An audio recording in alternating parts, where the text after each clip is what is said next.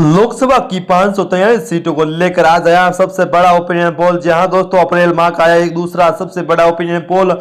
आज 3 अप्रैल का सबसे बड़ा ओपिनियन पोल लेकर आपके सामने हम दोस्तों हाजिर हो चुके हैं। आज दोस्तों आज से करीब दोस्तों 15 दिन के बाद विधानसभा के चुनाव, लोकसभा के चुनाव होने जा रहे हैं। उससे पहले लोकसभा चुनाव का आया सबसे बड़ा ओपिनियन पोल। जी हाँ दोस्तों, लोकसभा में अब की बार किसकी सरकार ओपिनियन पोल हैट्रिक लगा पाएंगे, मोदी महागठबंधन का क्या होगा हाल। जी हाँ दोस्तों, लोकसभा चुनाव में इस बार कौन कितनी सीटों पर जीत रहा है। राजस्थान की अगर 25 लोकसभा सीटों की बात करें तो राजस्थान की 25 में से 25 की 25 पर भारतीय जनता पार्टी जीत रही है। जबकि दोस्तों एक सीट भी राजस्थान में यहां से इधर उधर हो सकती है। क्या रविंद्र सिंह भाटी भी जीत रहे हैं। दोस्तों राजस्थान के सियासी रण में अपने आप में काफी दिलचस्प हो चला है। पश्चिमी राजस्थान की अगर हम बात करें तो यहाँ पे पर काफी बड़े बदलाव देखने को मिल रहे हैं। अगर बात करेंगे मणिपुर की तो मणिपुर में एनडीए जबकि यूपीए एक सीट पर जीतते हुए दोनों नजर आ रहे हैं। 2 सीट वाले मणिपुर राज्य में एक पर एनडीए जबकि एक ही पर इंडिया अलायंस या हम कह सकते हैं यूपीए यह जीतती हुई दिखाई दे रहे हैं। जी हाँ दोस्तों, यूपीए काफी महत्वपूर्ण हो चला है। इस बार यूपीए का नाम बदल के एनडीए कर दिया और कहीं ना कहीं सियासी मोर्चे के बीच इस बार मुकाबला काफी रोचक और कड़ा देखने को मिल रहा है। अगर दादर और नागर की बात करें तो यहाँ भी दोस्तों एक लोकसभा की सीट आई थी। इस एक क्षेत्र में भारतीय जनता पार्टी एक लोकसभा सीट जीतती हुई दिखाई दे रही है। दादर और नागर हवेली में भारतीय जनता पार्टी का अच्छा प्रभाव देखने को मिल रहा है और यहाँ के सियासी घमासान भारतीय जनता पार्टी पक्ष में दिखाई दे रहे हैं और बीजेपी को यहाँ पर बड़ी सफलता भी मिल सकती है, ऐसे अनुमान है। अगर नागालैंड की बात करें तो यहाँ भी दोस्तों एक लोकसभा की सीट आती है। नागालैंड की एक लोकसभा सीट पर भारतीय जनता पार्टी का दबदबा देखने को मिल रहा है। नागालैंड में बीजेपी को यहाँ पर बड़ी सफलता मिलती हुई दिखाई दे रही है। बीजेपी यहाँ पर एक लोकसभा सीट जीत रही है और बीजेपी को यहाँ पर भारतीय जनता पार्टी के मुकाबले काफी महत्वपूर्ण फायदा होता हुआ नजर आ रहा है और यहाँ के सियासी घमासान भारतीय जनता पार्टी के पक्ष में हमें देखने को मिलते हुए नजर आ रहे हैं। अगर बात करें दोस्तों नागरिक नॉर्थ ईस्ट का ये राज्य है और यहाँ पर बीजेपी को बड़ी सफलता भी मिलती हुई दिखाई दे रही है और भाजपा यहाँ पर काफी मजबूती के साथ चुनावी मैदान में और बीजेपी को यहाँ पर इस बार कांटे के मुकाबले में यहाँ पर बड़ी सफलता मिल रही है।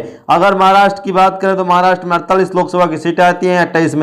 48 में 28 पर बीजेपी जबकि 20 पर यहाँ पर कांग्रेस पार्टी का दबदबा हमें देखने को मिल रहा है।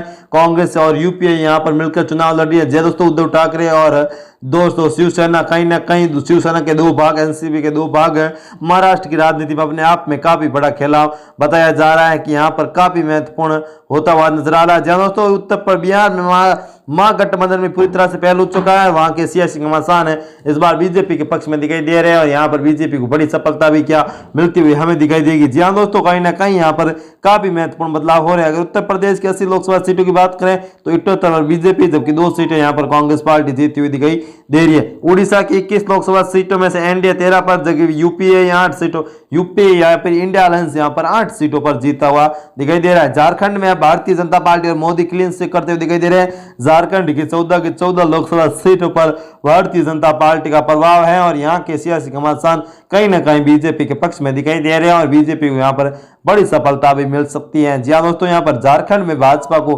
काफी महत्वपूर्ण सफलता मिल रही है। झारखंड में भारतीय जनता पार्टी यहाँ पर 14 की 14 लोकसभा सीटों पर क्लीन स्वीप करती हुई नजर आ रही है और यहाँ के सियासी घमासान भारतीय जनता पार्टी के पक्ष में हमें दिखाई दे रहा है।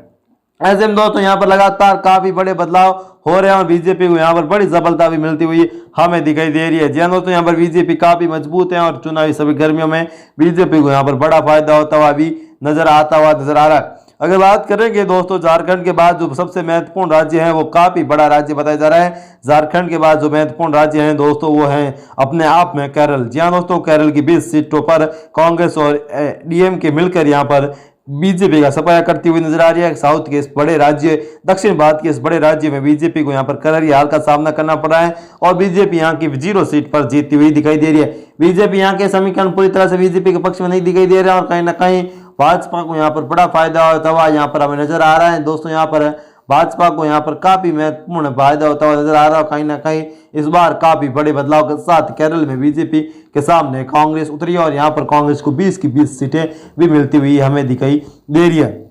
जी हाँ दोस्तों, वीडियो लाइक कर दीजिए और अभी तक आपने हमारे चैनल को सब्सक्राइब नहीं किया तो नीचे रेड कलर के बटन दबाकर चैनल को सब्सक्राइब जरूर कर दीजिए ताकि आपके सामने हम ऐसी जानकारी लाते रहे।